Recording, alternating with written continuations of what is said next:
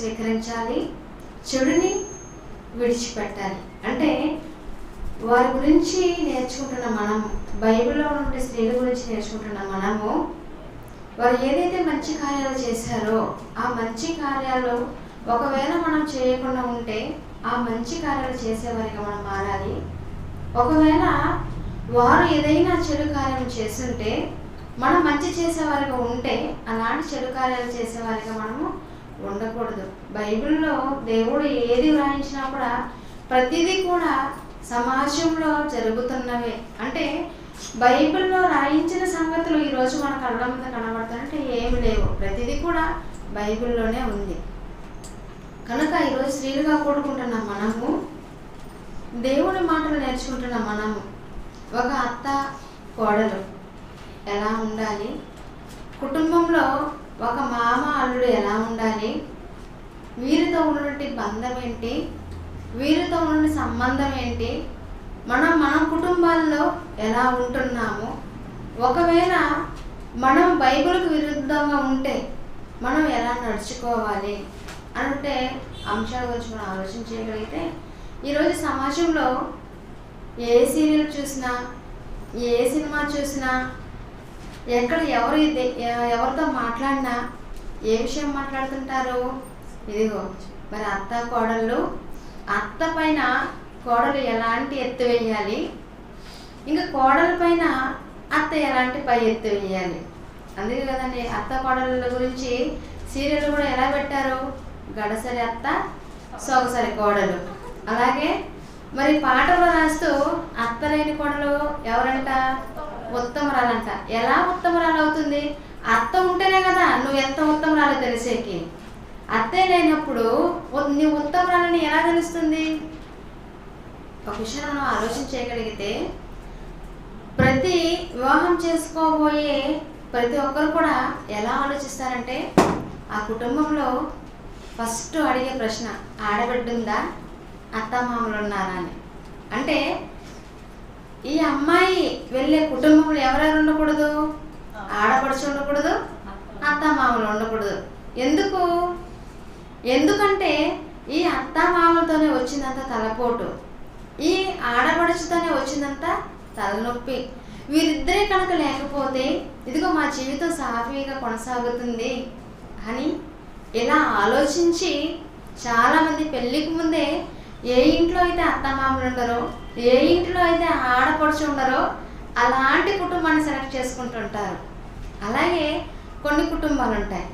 కొన్ని కుటుంబాల్లో ఎలాంటి కుటుంబాలు ఉంటారంటే భార్య భర్త ఇదిగో మేము పెళ్లి చేసుకున్న తర్వాత మేమిద్దరమే ఉండాలి అని ముందే ఒప్పందం కుదుర్చుకొని ఇటు అత్తమామలు కానివ్వండి, ఇటు తల్లిదండ్రులు కానివ్వండి, ఎవరు కూడా మాకొద్దు, వివాహమైన తర్వాత ఎవరెవరు ఉండాలనుకుంటారు? భార్యాభర్త ఇద్దరే ఉండాలనుకుంటారు. మరికొంతమంది కొన్ని కుటుంబాలు ఎలా ఉండాలనుకుంటారంటే ఇదిగో భార్యాభర్త మనం ఇద్దరే ఉండకూడదు, మనతో పాటు నా తోబుట్టువులు, నా అక్క చెల్లెలు కానివ్వండి, లేదా నాతో పుట్టినటువంటి అన్నతమ్ముళ్ళు కానీ మనం అందరం ఒకే చోట ఎలా ఉండాలి, కలిసి ఉండాలి అని కొంతమంది కోరుకుంటారు. మరికొంతమంది ఎలా కోరుకుంటారంటే అత్తమామలు ఉండాలి, కుటుంబం పెద్ద కుటుంబంగా ఉండాలి, అందులో ఆడపడుచులు అలాగే మరి తోడి కోడళ్ళు వీళ్ళందరూ ఉండాలి, పెద్ద కుటుంబంగా మనందరం కలిసి ఉండాలి అని కోరుకునేవాళ్ళు ఒకప్పుడు. మరి ఇప్పుడు అలాంటి పరిస్థితి ఉందంటే లేదండి. పొరపాటున అత్తమామలు ఇంటికి వచ్చారనుకోండి, అత్తమామలు ఇంటికి వస్తే వెంటనే ఎక్కడ సౌండ్ వస్తుంది? కిచెన్లో సౌండ్ వస్తుంది. గ్లాసులు, గిన్నెలు, గెరెట్లు, వంట పాత్రలు ఇవన్నీ కింద పడిపోతుంటాయి. ఎందుకు? కనీసం మమ్మల్ని ప్రశాంతంగా ఉండనివ్వడం లేదు. మేము ఆ పల్లెలో నుంచి ఈ పట్టణానికి వస్తే ఇక్కడ కూడా వచ్చి తగలబడ్డారు, అంటే మా ప్రాణాలు తీయడానికి అని ఏమి చెప్పలేక ఆ సౌండ్ చేస్తే అలా వాటిని అన్నింటినీ విసిరిసిరేస్తుంటే వీళ్ళు ఈ శబ్దాన్ని భరించలేక ఏమైపోతారు?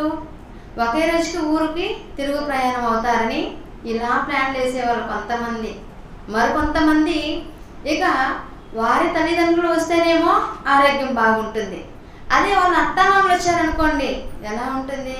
అబ్బా నాకు ఉదయం నుంచి కడుపు నొప్పి, ఏంటి మా అమ్మ నాన్న వస్తున్నారు, వాళ్ళకి వంట చేసి పెట్టు, ఇది మధ్యాహ్నం భోజనానికంతా వచ్చేసారంట, బస్ ఎక్కారు అని చెప్పారనుకోండి, ఇంక ఇంటిలో ఒకటే గొడవ.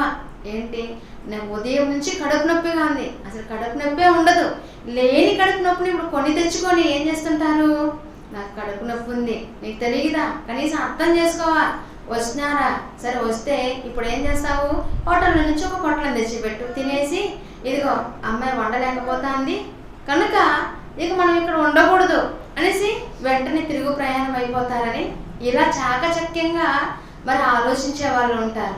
మరికొంతమంది అదే వాళ్ళ అమ్మా నాన్న వచ్చారనుకోండి, వెంటనే ఏంటండి మా అమ్మా నాన్న మరి ఎప్పుడు వచ్చారు, ఉదయం అనగా వచ్చారు, నువ్వు ఎన్ని గంటలకు వస్తున్నావు, 10 గంటలకు వస్తావా, ఉదయం నుంచి వాళ్ళు వెయిట్ చేస్తుంటే వాళ్ళకి చికెన్ తెచ్చి పెట్టకుండా, వాళ్ళకి మటన్ తెచ్చి పెట్టకుండా, వాళ్ళకి మంచి చెడ్డలు చేయకుండా డ్యూటీలోనే ఉండిపోతావా, మరి వీళ్ళ పరిస్థితి ఏంటి, వీళ్ళకి ఏది వండి పట్టాలి, మరి వీళ్ళు ఏం తినాలి, ఇందుక వీళ్ళు వచ్చింది, ఇదే మనం ఇచ్చే గౌరవం అని ఇలా ఆలోచిస్తుంటారు. మరి ఒకరి విషయంలో మంచిగా ఆలోచించి మరొక విషయంలో చెడుగా ఆలోచించడం ఇది మంచిదా? లోకంలో ఉన్నటువంటి వాళ్ళైతే ఆలోచిస్తే అది వాళ్ళకి తెలియదు కనుక, వాక్యం తెలియదు కనుక ఆలోచించవచ్చు. కానీ దేవునిలో ఉన్నటువంటి మనము, దేవుని పిల్లలుగా ఉన్నటువంటి మనము ఇలా ఆలోచించవచ్చు అంటే ఇలా ఎప్పటికీ ఆలోచించకూడదండి. బైబిల్లో కూడా ఒక అత్తా కోడలు ఉన్నారు. ఎవరంటే గడసరి అత్త సొగసరి కోడలు కాదండి. అత్త కోడలు అనగానే మరి అంత గొప్ప పేరు తెచ్చుకున్నటువంటి వారి గురించి ఒక గ్రంథము, మరి ఆ గ్రంథంలో వీరి గురించి దేవుడు రాయించారంటే ఎంత గొప్ప అత్త కోడలుగా ఉండుంటారండి వాళ్ళు. అందుకే దేవుడు రాయించినటువంటి ఏ మాటలు కూడా ఒక పొల్లు కూడా పోదు, ఒక పొల్లు కూడా తప్పిపోదు. ఎందుకంటే అవన్నీ వాస్తవాలు, అవన్నీ జరిగినవే. ఒకనొక సందర్భంలో మనం ఒక విషయాన్ని మనం ఆలోచన చేయగలిగితే, ఎలిమెలెకు కుటుంబం ఉంటుంది బెత్లెహేం నుంచి. బెత్లెహేంలో ఎలిమెలెకు కుటుంబం ఉన్నప్పుడు అక్కడ కరువు వస్తుంది. అలా కరువు రాగానే వీళ్ళు ఎక్కడికి వస్తారంటే మోయాబు దేశానికి వస్తారు. అలా మోయాబు దేశానికి వచ్చినప్పుడు ఆ మోయాబులో వీళ్ళు కాపురం ఉంటుంటారు. ఆ మోయాబులో కాపురం ఉన్నప్పుడు వాళ్ళ కొడుకులకి 2 కుమారులు ఉంటారు. ఆ 2 కుమారులకి వీళ్ళు ఏం చేస్తారంటే అక్కడ ఉన్న వాళ్ళని తీసుకొచ్చి వివాహం జరిగిస్తారు. అలా వివాహమైన కొంతకాలానికి ఏమైపోతారంటే 2 కొడుకులు చనిపోతారు, ఆ యజమాని చనిపోతారు, ఆ కుటుంబ యజమాని. అప్పుడు ఏం చేయాలో ఆ అత్తగారు మరి ఎటు తోచిన పరిస్థితిలో ఆలోచిస్తూ ఏడుస్తూ దుఃఖపడిపోతూ 2 కోడలను దగ్గరికి పిలిచి, ఇదిగో అమ్మ, మరి మీ భర్తలు చనిపోయారు, మరి మీ మామగారు చనిపోయారు, ఇప్పుడు ముగ్గురు మనం కోడళ్ళుగా, అంటే మన ముగ్గురు విధవులుగా మిగిలిపోయాము. 2 కోడళ్ళు మనకి అత్తగారు, ముగ్గురు మనము ఇలా విధవరాండ్రగా మిగిలిపోయాము. కని ఇవ్వడానికి నాకు ఓపిక లేదు, ఇది నా శరీరం అంత శక్తి లేదు. అలా ఒకవేళ కనినా కూడా, బిడ్డను కన్నా కూడా వాడు మీకంటే చిన్నవాడు అని అలా బాధపడిపోతుంటుందని, అలా బాధపడిపోతూ వారికి ఒక చక్కటి సలహా ఇస్తారు. ఏంటి ఆ సలహాను మనం ఆలోచించగలిగితే, ఇదిగో మీరు ఏం చేస్తారంటే, మీరు మీ తల్లిదండ్రుల ఇంటికి వెళ్ళిపోండి, నేను ఎక్కడి నుంచి వచ్చానో మళ్ళీ అక్కడికి నేను తిరిగి వెళ్ళిపోతాను. అంటే బెత్లెహేం నుంచి కదా వచ్చారు ఎలిమెలెకు కుటుంబము. ఎలిమెలెకు కుటుంబం బెత్లెహేం నుంచి మోయాబులో వచ్చి కాపురం ఉన్నప్పుడు, ఇదిగో ఇక్కడ మంచి ఆహారం దొరుకుతుంది, కుటుంబాన్ని పోషించుకోవచ్చు, కుటుంబం అంతా హ్యాపీగా ఉండొచ్చు అని అనుకొని మోయాబు స్త్రీని తీసుకువచ్చి మరి ఎలిమెలెకుకి కోడలుగా చేసుకొని అక్కడ వారు కాపురం ఉన్నప్పుడు ఉన్నపాటున 2 కొడుకులు చనిపోయి ఆ ఇంటి యజమాని చనిపోయినప్పుడు ఎటు తోచిన స్థితిలో, ఇదిగో నేను ఏం చేయలేను, నా పరిస్థితి చాలా దారుణంగా ఉంది కనుక మీరు మీ తల్లిదండ్రులకి ఇంటికి వెళ్ళిపోండి. అక్కడికి వెళ్ళిన తర్వాత మీరు యవ్వనంలో ఉన్నారు కదా, మీరు యవ్వనంలో ఉన్నారు కనుక మీరు ఎవరినో ఒకరిని వివాహం చేసుకొని మీరు సెటిల్ అయిపోండి అని అన్నప్పుడు 2 తోడుకోడలతో అత్త చెబుతున్నారండి. అలా అత్త చెబుతున్నప్పుడు ఒక ఆమెమో బాధపడిపోతుంది, ఒక ఆమెమో లోపలేమో మరి సంతోషంగా ఉంది, పైన ఏమో బాధతో ఉన్నట్లుగా ఉండి ఆమె ఏం చేస్తుందంటే వెంటనే వెళ్ళి అత్తగారికి ముద్దు పెడుతుందండి. అంటే ముద్దు పెట్టి, ఇదిగో మరి నా అత్త ఏం చెప్పింది, నేను మా తల్లిదండ్రుల దగ్గరికి వెళ్ళిపోమనింది కదా, తండ్రి ఇంటికి చేరుకోమన్నది కదా. కనుక అమ్మయ్య ఇప్పుడు నా మనసు ప్రశాంతంగా ఉంది, ఎందుకంటే నేను మరలా మా తల్లిదండ్రుల ఇంటికి వెళ్ళిపోతున్నాను. అక్కడ నన్ను అడిగే వాళ్ళు ఉండరు, పాత్రలు కడిగావా అని ప్రశ్నించే వాళ్ళు ఉండరు, బట్టలు ఉతికావా అని ఉదయం లేవగానే అడిగే వాళ్ళు ఉండరు, వాకిలి కడిగి ముగ్గు పెట్టావా అని చెప్పేవాళ్ళు ఉండరు. ఇక వండినా వండకపోయినా మన తల్లిదండ్రులు అడుగుతారా? అడగరు. కనుక మనం వెళ్ళిపోవాలి అని నిశ్చయించుకునేది. ఆమె ఎవరు అని మనం ఆలోచించగలిగితే ఆమె ఓర్ప. ఇక రూతు వచ్చారండి. రూతు వచ్చి ఆమె ఏం చేశారో తెలుసా? వెంటనే మరి అత్తగారిని గట్టిగా హత్తుకొని కౌగిలించుకొని ఇదిగో కన్నీరు పెట్టుకుంటున్నారు. ఎందుకంటే అత్తగారిల్లే నా సొంత ఇల్లు, ఇదిగో నేను పుట్టిన ఇల్లు నా ఇల్లు కాదు అని. అందుకే చాలా మంది ఆడపిల్ల ఎక్కడ పిల్ల అంటారు? ఆడపిల్లే అంటే అమ్మాయి ఎక్కడ అమ్మాయి అంట? ఇంకొక ఇంటికి వెళ్ళే అమ్మాయి అంటే ఆడపిల్ల. ఈడపిల్ల అయితే కాదు, అందుకే ఆడపిల్ల అని పెట్టారనమాట. అంటే ఆడపిల్ల ఇప్పుడు ఎక్కడ ఉండాలి? ఆడే ఉండాలి. కానీ ఆ ఆడపిల్ల ఏం చేసింది? మరలా తిరిగి తల్లిదండ్రుల దగ్గరికి వచ్చేసింది. ఇంకొక అమ్మాయి ఉంది కదా, ఆమె ఏం చేసిందంటే నేను ఆడపిల్లని కదా, నా అత్తగారి ఇది కదా, నేను మరి ఎక్కడైతే నాకు వివాహం జరిగిందో ఎవరికైతే నన్ను వివాహం చేశారు, ఎవరికి ఇచ్చి వివాహం చేశారో ఆ కుటుంబమే నా కుటుంబము. ఇదిగో నేను పుట్టినాను కదా, ఆ పుట్టినిల్లు అయితే నాకు శాశ్వతం అయితే కాదు, నా మెట్టినిల్లే నాకు శాశ్వతం అని ఆలోచించారండి. అలా ఆలోచించి అత్తగారితో ఒక ఒప్పందం కుదుర్చుకుంటున్నారండి. ఇదిగో అత్త, నువ్వు వెళ్ళొద్దని నన్నైతే చెప్పొద్దు, నాకైతే చెప్పొద్దు. ఇదిగో నువ్వు ఎక్కడికి వెళ్తావో అక్కడికే నేను వస్తాను, నీ జనమే నా జనము, నువ్వు ఉండు స్థలమే నేను ఉంటాను. కానీ నన్నైతే మాత్రం నువ్వు నన్ను విడిచిపెట్టు వెళ్ళు అని కానీ, ఇదిగో నీ ఇంటికి వెళ్ళని కానీ, నాతో రావద్దని కానీ నువ్వు అనవద్దు అంటున్నారండి. ఎంత మంచి మనసు అండి! ఇలాంటి మంచి మనసు కలిగినటువంటి వాళ్ళు ఉన్నారా సమాజంలో అంటే ఎక్కడ కూడా కనబడరు. ఎందుకంటే మనం లోకంలో వెళ్ళి మనం ఆలోచించగలిగితే ఎలా ఉంటారంటే, అత్తగారింటికి వెళ్ళాలి, మనము మరి ఉద్యోగాన్ని ముగించుకొని పండగల సెలవులు కదా, 2 రోజులు మరి మా అమ్మ నాన్నతో గడిపొద్దాము, అలా వెళ్ళేసి వద్దామనేసి అత్తగారింటికి కోడలు చూశారనుకోండి, కోడలు వస్తారా? రాదు. ఎన్నండి, నాకు పని, ఆఫీసులో సెలవు ఇవ్వలేదు, మరి పిల్లలకి మరి స్కూల్లో ట్యూషన్ ఉందంట అంటే అత్తగారింటికి వెళ్ళాలి అని అనగానే ఎలాంటి కండిషన్ పెడుతుంటారంటే, నాకు ఆఫీసులో సెలవు లేదని, పిల్లలకి ట్యూషన్ ఉందని, ఇదిగో ఇంట్లో చాలా పనులు మిగిలిపోయాయని ఇలాంటి కండిషన్ పెడుతుంటారు. అదే పుట్టింటికి వెళ్ళాలంటే వెంటనే మనం ఎప్పుడు వెళ్తాం? టికెట్ బుక్ చేశారా? టికెట్ బుక్ అయ్యిందా? ఉదయం వెళ్తామా, రాత్రి వెళ్తామా, ఈరోజు సాయంత్రం వెళ్తామా, నైట్ వెళ్ళి అక్కడ లంచ్ చేస్తామా, ఇలా ఆలోచిస్తుంటారు. అంటే తల్లిదండ్రుల మీద ఉన్నటువంటి ఆ ప్రేమ అత్తామామల మీద ఉందంటే లేదండి. ఒక సర్వేలో తెలియని విషయం ఏంటంటే 75% కూడా అత్తామామల వల్లనే కుటుంబంలో గొడవలు వచ్చినట్లుగా. అంటే కుటుంబంలో వస్తున్నటువంటి ప్రతి గొడవలకు కారణం ఎవరు? ఆ కుటుంబంలో ఉన్నటువంటి పెద్దలే.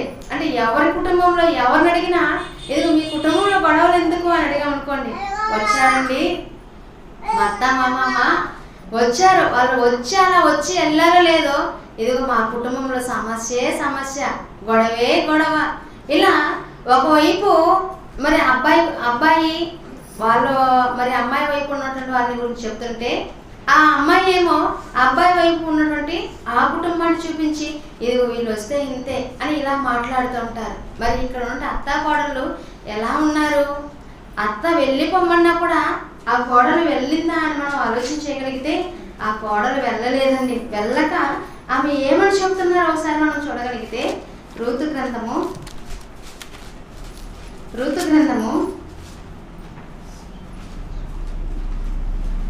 14వ వచనం నుంచి మనం చూడగలిగితే, మొదటి అధ్యాయం 14వ వచనం నుంచి, వారు ఎలుగెత్తి ఏడవగా ఓర్ప తన అత్తను ముద్దు పెట్టుకొనెను, రూతు ఆమెను హత్తుకొనెను.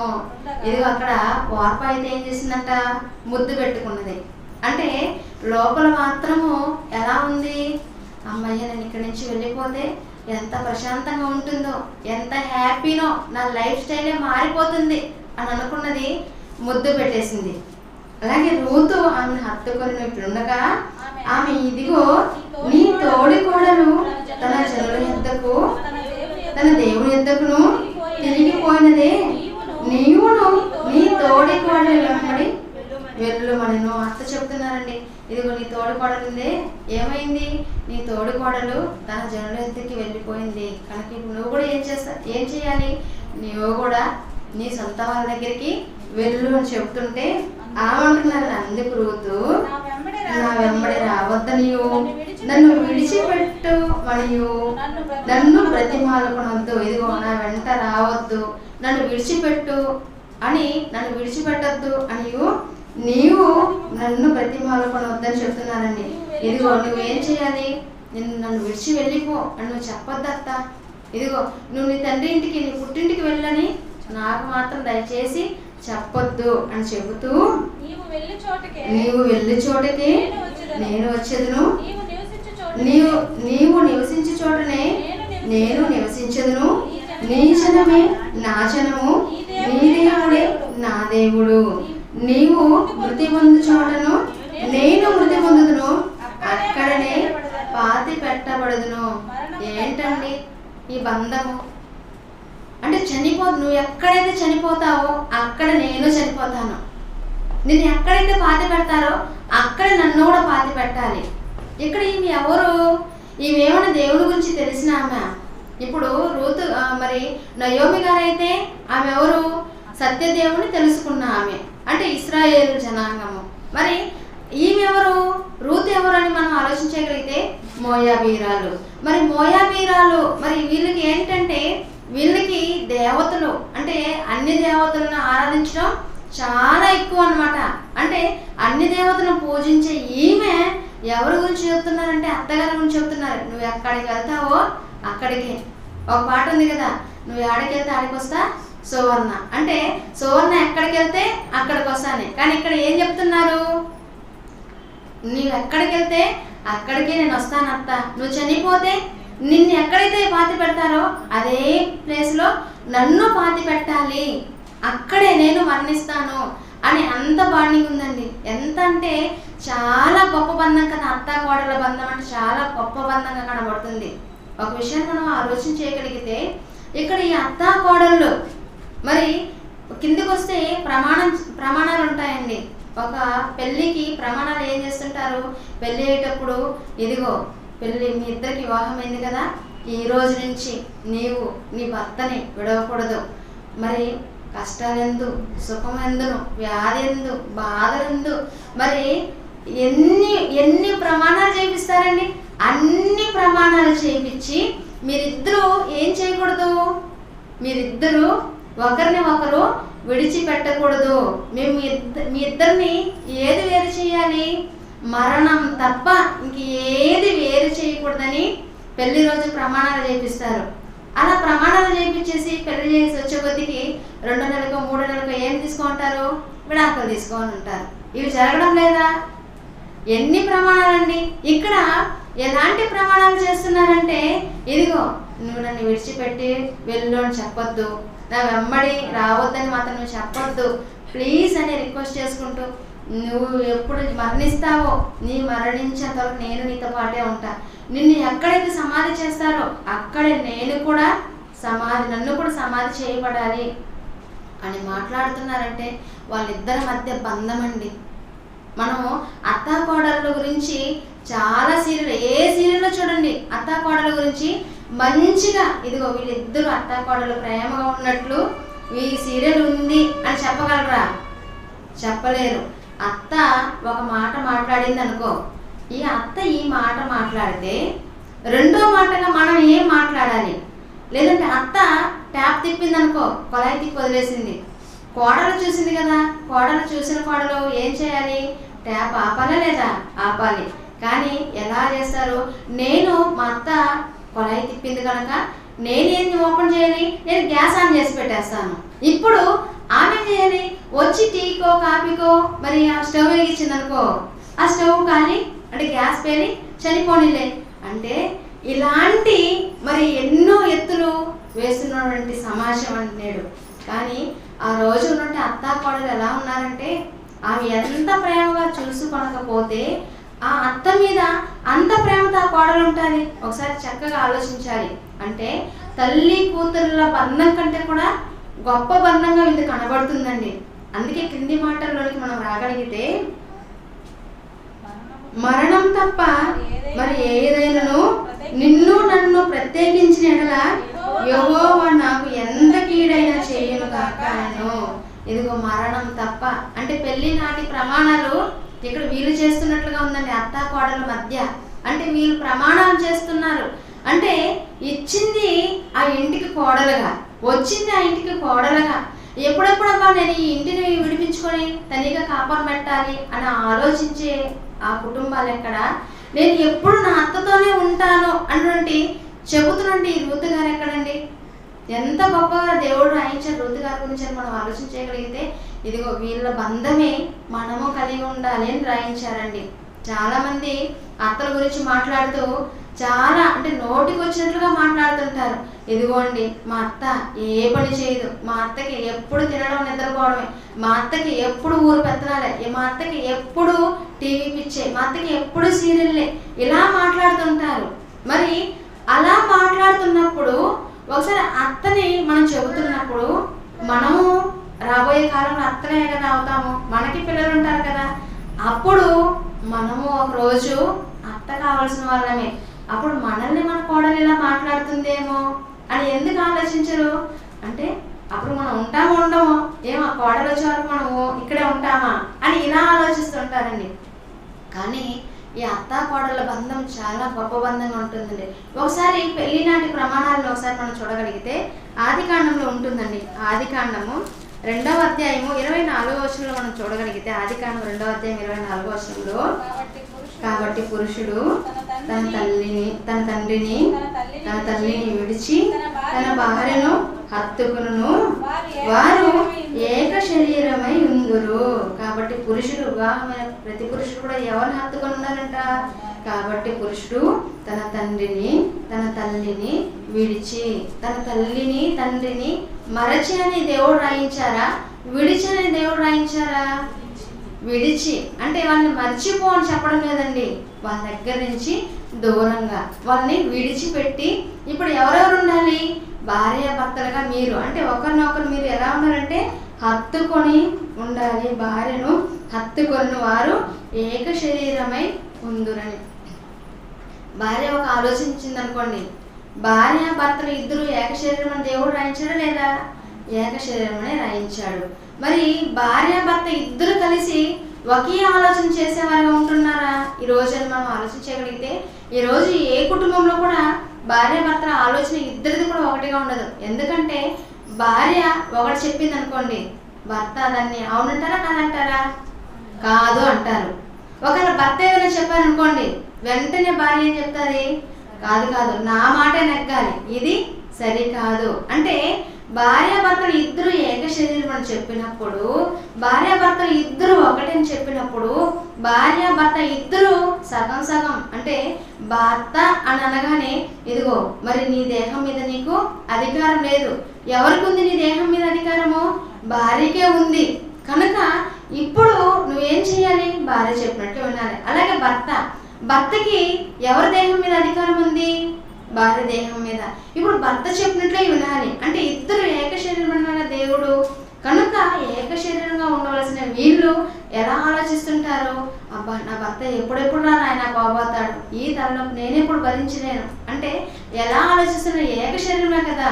మరి ఏక శరీరంగా ఉన్నటువంటి వీళ్ళు ఎలా ఆలోచించారంటే ఇదిగో మరి నా భార్యకి హాని చేస్తే నేనే కదా దుఃఖపడాలి, నా భర్తకి హాని చేస్తే నేనే కదా బాధపడాలి అని ఒకరి గురించి ఒకరు ఆలోచించుకోవాలి.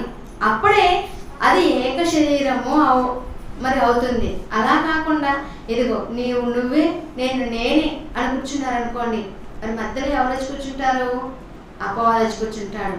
నువ్వు రానాయన, నువ్వు నీ భార్యకి దూరం అయ్యావు కదా, నేను నీకు దగ్గర అవుతాను రాని. ఇదిగో నువ్వు రామ్మ, నువ్వు నీ భర్తకి దూరం అయ్యావు కదా, నేను నీకు దగ్గర అవుతానని.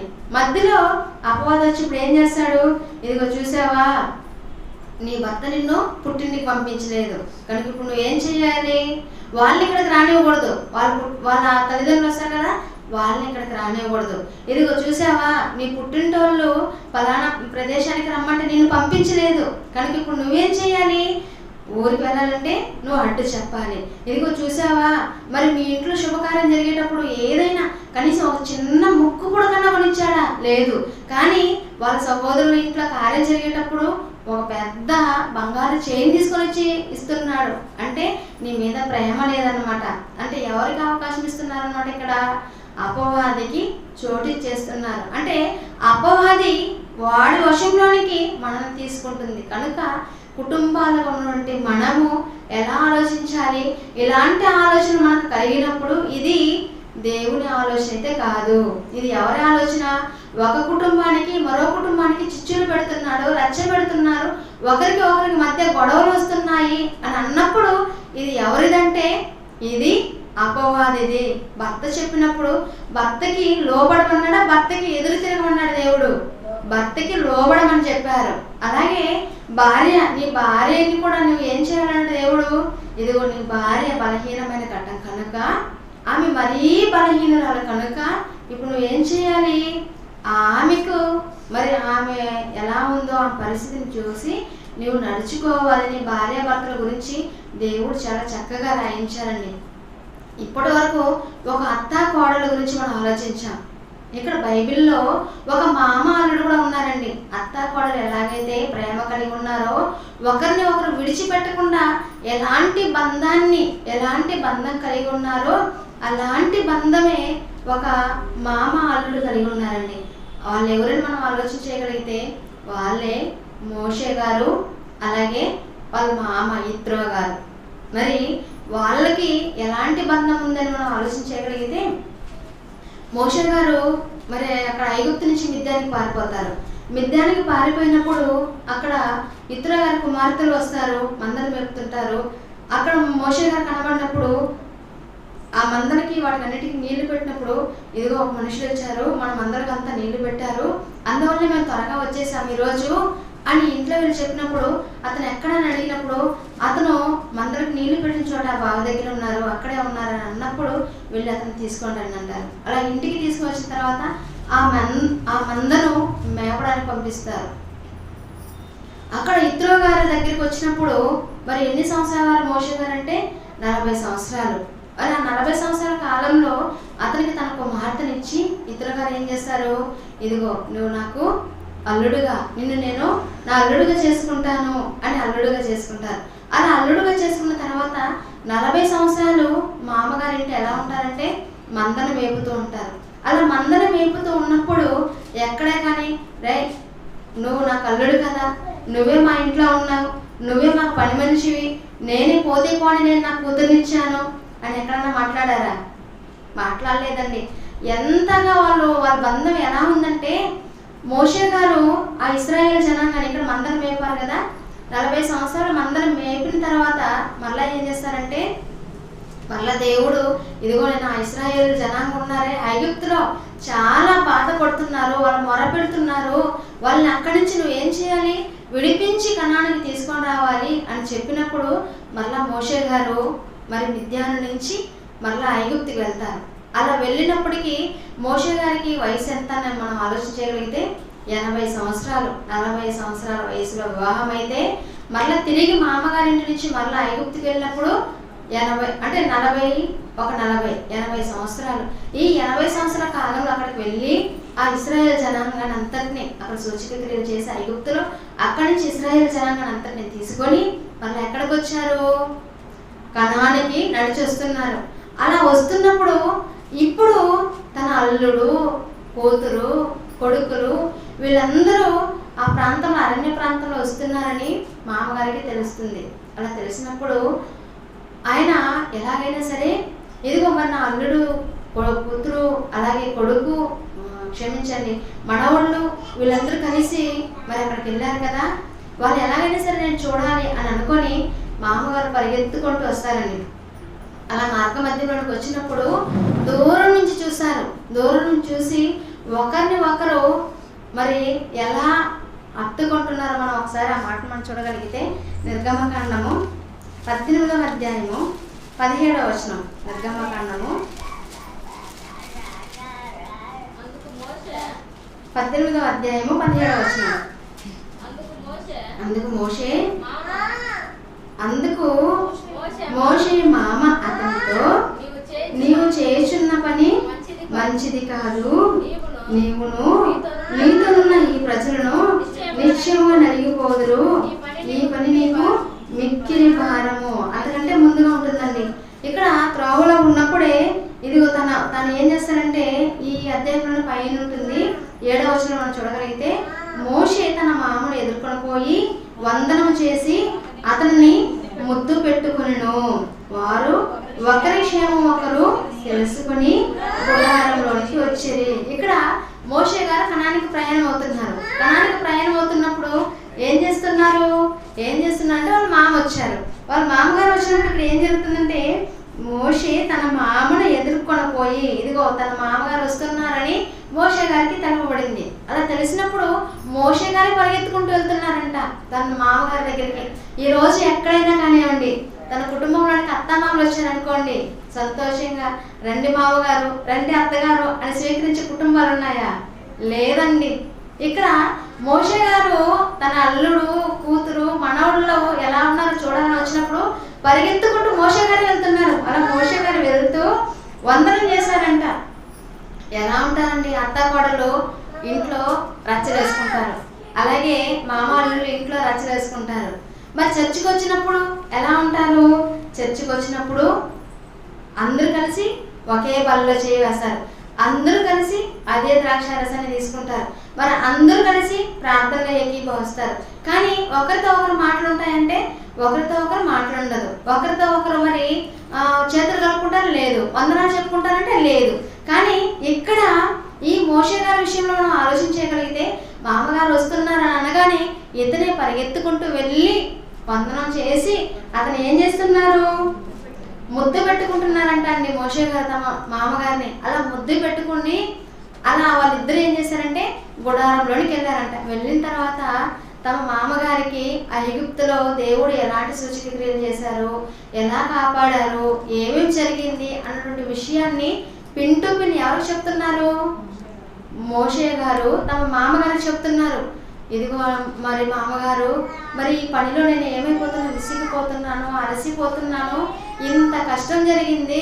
ఎప్పుడైతే నేను మిద్యాన్ నుంచి ఇక్కడికి వచ్చానో వచ్చినప్పటి నుంచి నాకు ఒకటే రెండా ఎన్నో బాధలు, ఈ బాధలను అనుభవించి మరి కుటుంబంతో గడపలేకపోతున్నాను, పిల్లలతో సరిగ్గా మాట్లాడలేకపోతున్నాను, భార్యతో సరిగ్గా మాట్లాడలేకపోతున్నాను అని తన మామగారితో చెప్తున్నప్పుడు ఆయన ఒక సలహా ఇస్తున్నారండి. ఇదిగో నీకు నేను మంచి సలహా ఇస్తాను. ఏంటంటే ఇంత భారం, ఎంతమంది అండి ఆ రోజు? 1,00,000 మంది కదా, లక్షల కాల్బం, 4 లక్షల కాల్బలం అంటే వారు కాళ్ళని నడకన వచ్చేవారే. మరి అన్ని లక్షలుగా ఉంటే ఇంకా పిల్లలు, పెద్దవాళ్ళు, వృద్ధులు, మరి వీళ్ళందరూ మరి కొన్ని లక్షల మంది అండి. ఇలా ఈ లక్షల మందిని నడిపించాలంటే మోషే ఒక్కడే. కానీ ఆయనకి ఎన్ని కష్టము. వచ్చిన వాళ్ళంతా మాట్లాడుతుంటారు, నోటికి వచ్చినట్లు మాట్లాడుతుంటారు, తిట్టుకుంటూ ఉంటారు. ఏంటి మాకు ఆహారం లేదు, ఏంటి మాకు నీళ్ళు లేదు, ఏంటి మాకు వసతి లేదు, మాకు కనీసం నిద్ర లేదు, ఈ అరణ్యంలో నడిపిస్తూనే ఉన్నావు అని ఎలా విసుక్కొని ఉంటారు. మనకు ఒక పూట స్నానం లేదనుకోండి, ఏంటోనండి ఈ మోషే అన్న మరి ప్రార్థనకని తీసుకొని వెళ్ళాడు, బాత్రూమ్ లేవు, ఆ బాత్రూంలో సరిగా లేవు, నీళ్ళ చల్ల నీళ్ళు, వేడి నీళ్ళు లేవు, పోనీ పడుకుందాం అనుకుంటేనా పెద్ద హాల్లో తీసుకొచ్చి పడుకోబెట్టేశారు. ఆ హాల్లోన వచ్చేవాళ్ళు వస్తుంటారు, వెళ్ళే వాళ్ళు వెళ్తుంటారు, లైట్లు వేసేవాళ్ళు లైట్లు వేస్తుంటారు, ఆపేవాళ్ళు ఆపే ఉంటారు, మాట్లాడే వాళ్ళు మాట్లాడుతుంటారు, మాకు నిద్రే లేదండి. ఇలా ఇక్కడ నుండి మోషే గారి గురించి విసుకుంటారు. కానీ అక్కడ నుండి మోషే గారి గురించి ఈ కొద్ది ప్రయాణానికి 1-2 రోజులకి ఇంతగా విసుక్కొని ఇంతగా సనుగుతుంటే ఆ రోజు ఎంత అండి. మరి వాళ్ళు అంతగా ప్రయాణమై వెళ్ళాలి, కనాను దేశానికి వెళ్ళాలంటే మరి అన్ని లక్షల మందిని నడిపిస్తున్నారంటే ఆ నాయకుడు ఎంతగా విసిగిపోయి ఉండాలి. అలా విసిగిపోయిన అతనికి వాళ్ళ మామగారు ఒక ఉచిత సలహా ఇస్తున్నారండి. ఏంటో ఆ సలహాను మనం ఆలోచించగలిగితే ఇప్పుడు 17వ వచనం మనం చూడగలిగితే, అందుకు మోషే మామ అతనితో, నీవు చేయుచున్న పని మంచిది కాదు. నీవును నీతోనున్న ఈ ప్రజలను నిశ్చయముగా నలిగిపోదురు. ఈ పని నీకు మిక్కిలి భారము. అది నీ ఒక్కడవే చేయచాలు. కాబట్టి నీవు నా మాట వినుము. నేను నీకు ఒక ఆలోచన చెప్పేదను. దేవుడు నీకు తోడయును. ప్రజల పక్షమున నీవు దేవుని సముఖమందు ఉండి వారి వ్యాజ్యములను దేవుని యొద్దకు తేవలను. నీవు వారికి ఆయన కట్టడలను ఆయన ధర్మశాస్త్రమును బోధించి వారు నడవలసిన త్రోవను వారు చేయవలసిన కార్యములు వారికి తెలుపుమను. ఇక్కడ వాళ్ళందరికీ ఏం చేస్తున్నట్టు కింది మట్టలోనికి రాగలిగితే, మరియు నీవు ప్రజలందరితో సామర్థ్యము, దైవభక్తి, సత్యాశక్తి కలిగి లంచగొండులు కాని మనుషులను ఏర్పరచుకొని, ఇక్కడ కొంతమందిని ఏర్పరచుకోమంటున్నారండి మోషే గారి మామ. మోషే గారితో చెబుతూ వారు ఎలా ఉండాలంటే, వాళ్ళు ఎలా ఉండాలి? ఫస్ట్ సామర్థ్యం ఉండాలి, అంటే వాళ్ళకి అంత కెపాసిటీ ఉందా లేదా నడిపించడానికి. రెండవది దైవభక్తి ఉండాలి, దేవుడి మీద వాళ్ళకి భక్తి ఉందా లేదా ఊరికే పైన నటిస్తున్నారా. ఆ తర్వాత సత్యాసక్తి, అంటే దేవుని పని విషయంలో ఆసక్తి కలిగి ఉన్నారా లేదంటే లోక విషయంలో ఆసక్తి కలిగి ఉన్నారా. లంచగొండులను కానీ, అంటే వాళ్ళు లంచం తీసుకుంటున్నారా, లంచము తీసుకొనకుండా ఉంటున్నారా, అవి నువ్వు ఆలోచించాలి. అలాంటి మనుషులను ఏర్పరచుకొని 1000 మందికి ఒకనిగాను, 100 మందికి ఒకనిగాను, 50 మందికి ఒకనిగాను, 10 మందికి ఒకనిగాను వారి మీద న్యాయాధిపతులను నియమింపవలను. ఏంటండి? 10 మందికి ఒకరిని. అలాగే ఈ 10 మంది ఎంతమంది అవుతారు? 50 మంది ఉంటారు. ఈ 50 మందికి మళ్ళా ఒకరిని, అలా 100 మందికి ఒకరిని, 1000 మందికి ఒకరిని. ఇలా కనుక నువ్వు కనుక పెట్టావనుకో, ఇప్పుడు ఏదైనా సమస్య వచ్చింది, సమస్య వచ్చినప్పుడు ఏం చేస్తారు? ఈ 10 మందికి వచ్చిన సమస్యను ఎవరు చూసుకుంటారు? ఆ 10 మందికి ఒక నాయకుడిని పెట్టావే, ఆ నాయకుడు చూసుకుంటాడు. ఈరోజు కూడా డ్వాక్రా గ్రూపులు ఉన్నాయి కదండి. డ్వాక్రా గ్రూపుల్లో ఎంతమంది లీడర్లు ఉంటారు? 10 మంది సభ్యులైతే అందులో 8 మంది సభ్యులు ఉంటారు, 2 లీడర్లు ఉంటారు. ఎందుకు? ఈ 10 మందితో తలపోటు ఎక్కువ. ఈ 10 మంది ఒకరు లాగుతుంటే, ఒకరు ఒకవైపు వెళ్తుంటే, ఒకరు డబ్బులు తీస్తుంటే, ఒకరు డబ్బులు తేలేకపోతుంటే, అంటే ఈ 10 మంది గురించి ఇంతగా ఆలోచిస్తుంటే, మరి అక్కడ ఉన్నటువంటి లక్షల మంది కదా, ఈ లక్షల మంది ప్రయాణం చేయాలంటే, ఇదిగో ఇందుకేనయ్యా మోషే నువ్వు కుటుంబంతో గడపలేకపోతున్నావు, నువ్వు సంతోషంగా ఉండలేకపోతున్నావు కనుక నువ్వు ఏం చేయాలి? నువ్వు 10 మందికి ఒకరిని, 50 మందికి ఒకరిని, 100 మందికి ఒకరిని, 1000 మందికి ఒకరిని, ఇలా నాయకులు పెట్టామనుకో, ఈ నాయకులు కూడా ఎలా ఉండాలి? దైవభక్తి ఉండాలి, మంచి సామర్థ్యం ఉండాలి, సత్యాశక్తి ఉండాలి, లంచం తీసుకునే వారిగా ఉండాలి. ఇలాంటి వారిగా ఉంటే ఇదిగో వీళ్ళు ఈ జనాంగాన్ని ముందుకు నడిపిస్తారు అని ఒక మంచి సలహా ఇచ్చారండి. ఎందుకు ఆ సలహా అంటే, దేవుని ప్రజలను దేవుడిచ్చే ఆ లోకానికి, అంటే దేవుడు ఇచ్చే ఆ పాలు తేనెలు ప్రవహించే ఆ కణానికి ఇశ్రాయేల్ జనాన్ని నడిపించాలి కదా. వీళ్ళందరినీ తీసుకున్నారంటే ఇప్పుడు వీళ్ళకి పని పెట్టావనుకో, నువ్వు ప్రశాంతంగా ఉంటావు. ఇప్పుడు అందరూ మరి ఒక్కొక్కరు ప్రతి ఒక్కరు రావడం, మాకు నీళ్ళు లేవు, రావడం నేను టాయిలెట్ పోవాలి, రావడం ఇదిగో మేము బట్టలు ఉతుక్కోలేదు, రావడం ఇదిగో మాకు మాంసం లేదు, కూరగాయలేనా అని, ఇలా ప్రతి ఒక్కరు వచ్చి నీతో చెప్పుకునే అంత బాధ ఉండదు, వాళ్ళే చూసుకుంటారు అని పని అప్పగించారండి. ఎంత సత్సంబంధం కలిగి ఉన్నారండి. అంటే ఒక అత్త కోడల, ఒక అల్లుడు మామ అల్లుడా, ఎవరైనా సరే ఎవరైతే దైవభక్తి కలిగి ఉంటుందో వారి కుటుంబాలు ఎలా ఉంటుందంటే, పెద్దవాళ్ళు చెప్పినట్లుగా పిల్లలు నడుచుకుంటారు.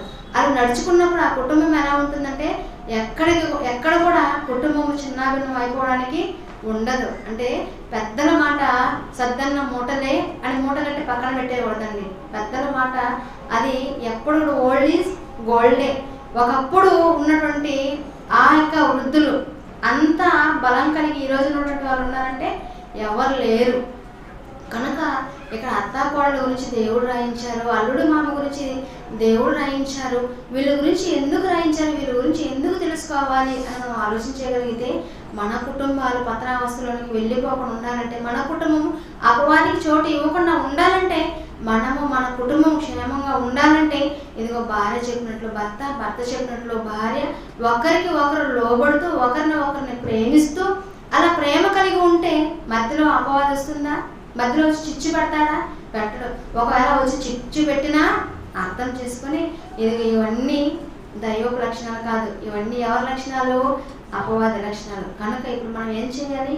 కొంతకాలం ఓర్చుకొని ఉండాలి. ఓర్చుకొని ఉంటే మనం ఎంత ఓపికతో ఉంటే అంత ప్రతిఫలాన్ని పొందుకుంటాం, అంత ఆనందాన్ని మనం గడపవచ్చు అని ఆలోచించుకొని ఇలా ముందుకు వెళ్ళిపోవాలని. అందుకే దేవుడు మరి అత్తాకోడల గురించి కానివ్వండి, మరి ఒక మామాలుడు గురించి కానివ్వండి, అలాగే తల్లి మరి పిల్లల గురించి కానివ్వండి, దేవుడు ఎన్నో జ్ఞాన సంగతులు రాయించారు. కనుక స్త్రీల కూడికి వస్తున్న స్త్రీలుగా ఉన్నటువంటి మనము ఆలోచించాలి. మనకు చాలామంది చాలా విషయాలు చెబుతుంటారు. పురుషులతో ఎక్కువగా మాట్లాడుతుంటారా, స్త్రీలతో ఎక్కువగా మాట్లాడుతుంటారా? స్త్రీలతోనే. పక్కింటమ్మ, ఎదురింటమ్మ, వెనకింటూ ఉన్నటువంటి వాళ్ళు వీళ్ళందరూ ఏం చెప్తుంటారంటే, ఇదిగో మా అత్త మంచిది కాదు, మా కోడలు మంచిది కాదు, మా అల్లుడు మంచివాడు కాదు, ఇదిగో మరి మా మామగారు మంచివాడు కాదు అని ఇలా మాట్లాడుతున్నప్పుడు వాళ్ళకి దేవుని మాటలు చెప్పాలి. ఇదిగో అండి మరి అత్త కోడలుగా బైబిల్లో ఉన్నారు, వాళ్ళు ఎంత ప్రేమ కలిగి ఉన్నారో తెలుసా? వాళ్ళు ఎంత బంధం కలిగి ఉన్నారో తెలుసా? మరణం తప్ప మనల్ని ఏ